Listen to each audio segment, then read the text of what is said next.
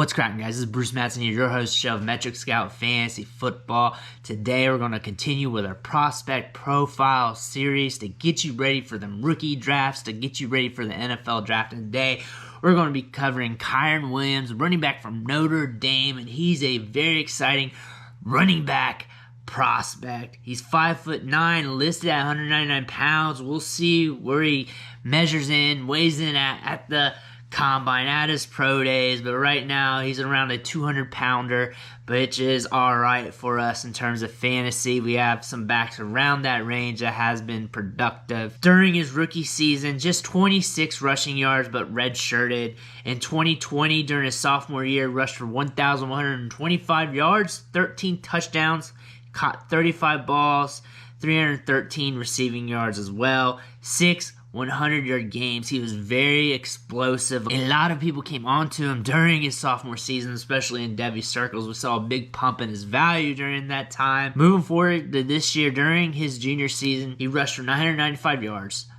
had 14 touchdowns, caught 42 passes for 359 yards, and had 3 touchdowns in the receiving game. Had 3.71 yards after contact per attempt. That is high. That is next level numbers right there. He forced 58 missed tackles, 9 yards after the catch per reception. So he's getting you that yak, and with that yak, he had 380 yards. With 380 yards after the catch, that means he's able to eat yards in chunks once he gets the ball in space. From watching him on tape, there's a lot to like. There's a lot to like about him. He can catch the ball in the backfield. He's very explosive, has a lot of speed. He runs bigger than his size. He also blocks his face off. There's not many negatives you can pinpoint unless you're really looking into it. Again, he's listed at around 200 pounds, so size may be an issue, especially for a full-time role. Thinking about his career as in fits here, just forecasting a bit, there's a lot that can happen due to his skill set. It really depends on what team he goes to. He could be used as part of a committee,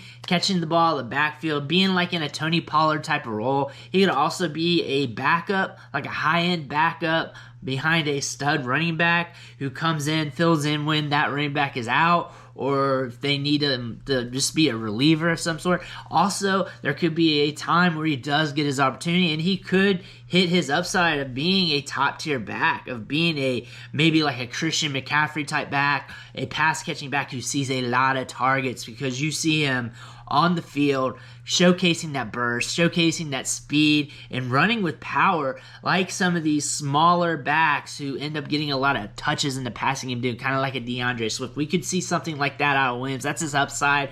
Mid-tier wise is him just sharing the backfield with another good running back. The low tier of the spectrum is him just being a high-end backup in the NFL. But honestly, I think he's going to be a good running back to have in Dynasty, because he's going to get his opportunities off and on, at least throughout his career, to produce. If anything, at most, he'll get his chance to showcase what he can do on the field. I compare him to like an Austin Eckler type of back. He can catch the ball in the backfield. He can run between the tackles. He's got burst. He's got speed. He's around similar size to him. Kind of looks the part as well. Draft capital is going to matter. If he gets day 2 draft capital, it's wheels up. That means he's going to get opportunities early in his career.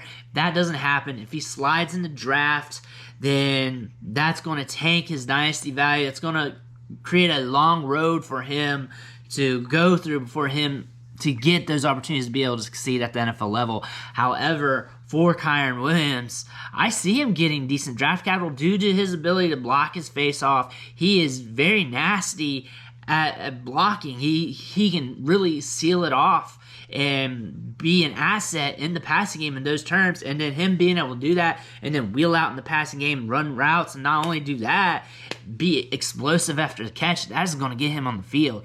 That creates him a lot of upside if he does get a full-time role, like a CMC type of upside. That is in the cards for him. That's in the realm of possibilities. Is it likely to happen? It's not likely to happen with many running backs, because that's a high-end type of usage, type of role, but we could see him used as like a DeAndre Swift, even getting a large target share if he were to get the opportunity, if he was in a role where he had to share. He could be a pass-catching specialist. So there's a lot of a range of outcomes for a running back like this because he has a lot of different skills in his toolbox, which is always good, which means he's going to be on the field, means his team's going to value him, which means that he will get the chance somewhere down the line in his career. And if he captures those opportunities, he could be a top-tier fantasy asset if everything goes right for him. And that's what we want at the end of the day, a player who has the chance to be able to be a top-tier fantasy asset if they get the opportunity. Not all players have that.